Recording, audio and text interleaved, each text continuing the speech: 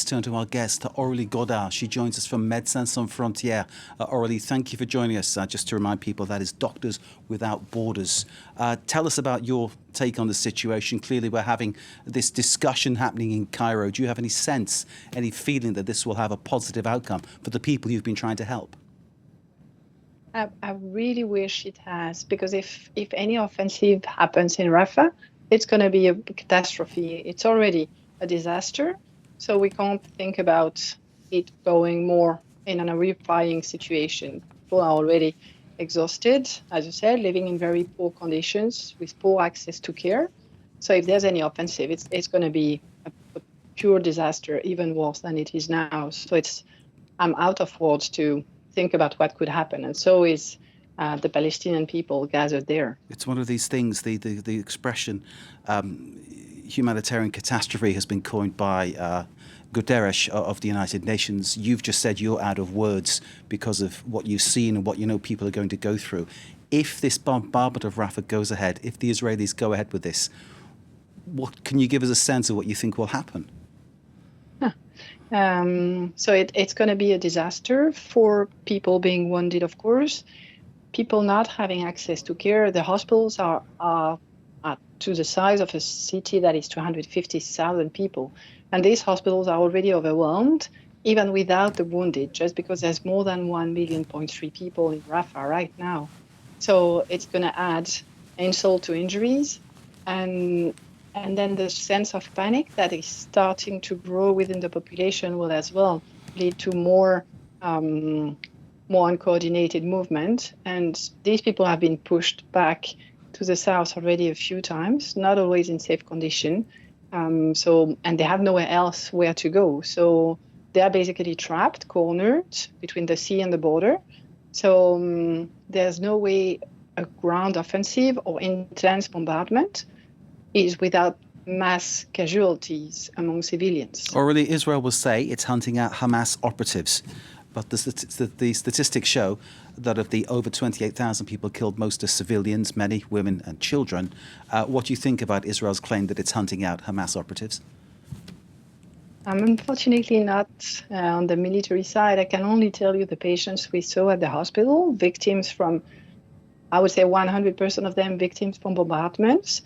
Almost half of them are women and children. So definitely civilians being at the wrong place at the wrong time.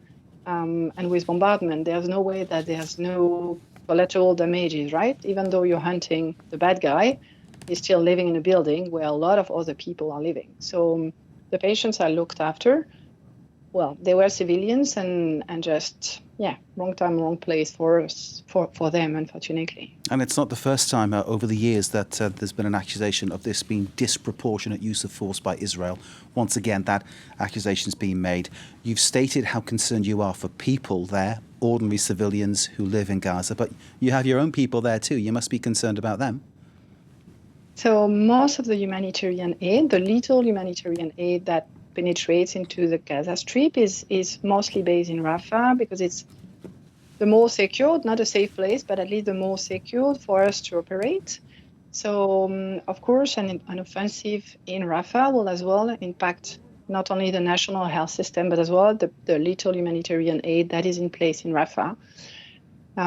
So far we are monitoring. We'll keep going as long as we can, but as well definitely safe access to care and for patients and staff to be working in safe condition is something that has been a challenge in the beginning and will definitely be a massive one in Rafah if the offensive is launched. Safe access to care, safe treatment there. These are things that clearly seem almost impossible right now. And of course, it's worth noting that at the start of this conflict, October the 7th, the Israeli army told people to move towards the south because that would be safer. Now, of course, it seems like the most dangerous place to be. Where can these people go? So that's the question that all people I discuss with are wondering, like, where should we go? So some of them will try to cross the border to Egypt, but if they have a lot of money, others will move back to the middle area, which seems a bit relatively safe at that time. But we have to keep in mind that they basically have nowhere where to go. Their house has been destroyed. Their life has been completely turned into pieces. So they are going with shelter. Not all of them have tents. They have no family to host them because everyone moved south. So they are going into nowhere.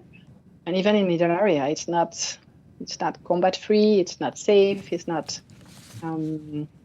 So they have nowhere where to go, where they can have access to water, food, healthcare, a bit of safety.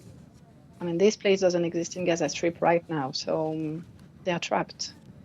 Aurélie Godard of Médecins Sans Frontières, Doctors Without Borders, thank you very much indeed for joining us here and sharing your concerns about the situation for the people in Rafah in the Gaza Strip. Thank you once again for being with us. Thanks to you. We, of course, watching for all developments on the situation in Gaza.